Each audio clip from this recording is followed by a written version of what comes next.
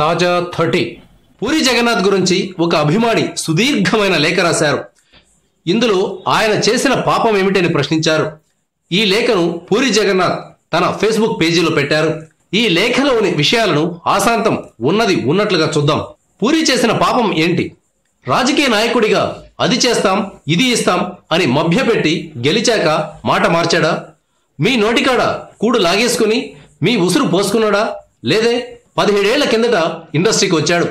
God father లేకుండా ఇంతింతాయి ఒటడింతాయి అన్న చందాన కష్టపడి తాను ఎదుగుతూ తనతో ఉన్న వారిని ఎదగనిచ్చాడు, భవిష్యత్తునిచ్చాడు.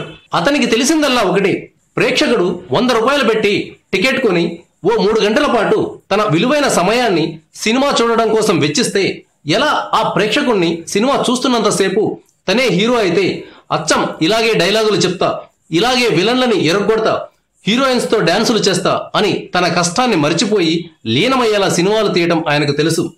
పూరి ముక్కుసూటిగా ఉంటాడు.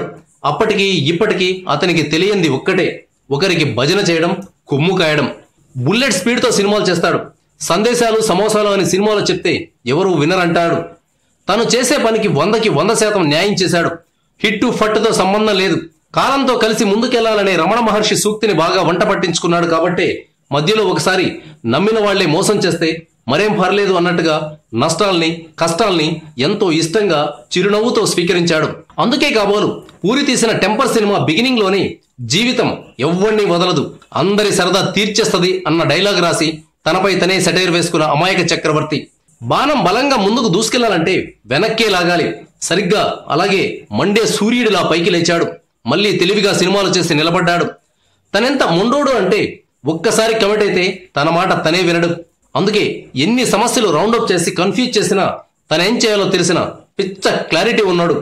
అందుకే I love India, I hate Indians అంటూ మనకు పట్టిన బూజును దులపడానికి ఫిక్స్ అయ్యాడు. వినడు, పూరి ఎవరి మాట వినడు. దర్శకుడు అంటే పూరిలా ఉండాలి.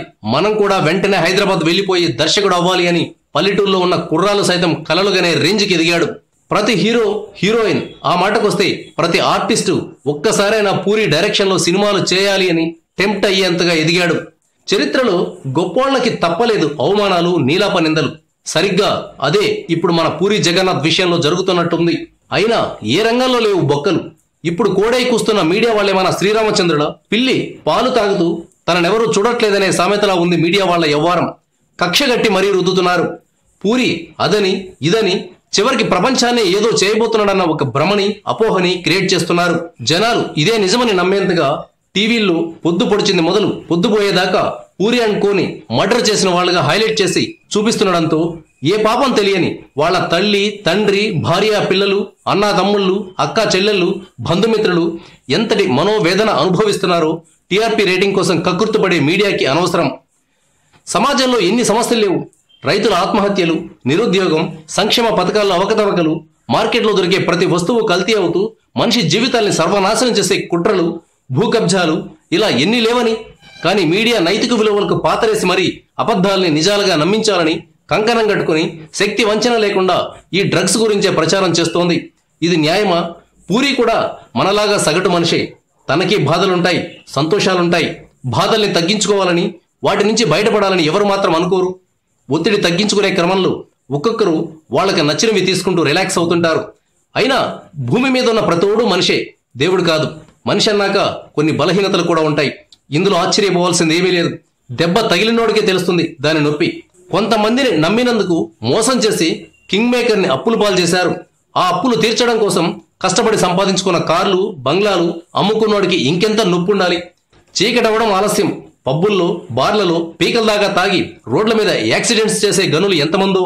చిన్న చిన్న ఓటములకే మనస్పర్ధలకే సూసైడ్లు చేసుకునే పిరికి వాళ్ళకన్నా పూరి చేశాడని చెప్తున్నది నీచమైందా? కాదు, కాబోదు. ఒకవేళ పూరి మీడియాలో వస్తున్నట్లుగా డ్రగ్స్ తీసుకుని ఉంటే అది తనకి నష్టం చేసేదే గాని పక్కోడికి ఇసుమంతైనా హాని కలిగించేది కాదు. విధిరాతను తప్పించుకోవడం ఎవరి వల్ల కాదు. కాబట్టి మీడియా సంయమనం పాటించాలి. రాబోయే కాలమే నిజాల్ని బయటపెడుతుంది.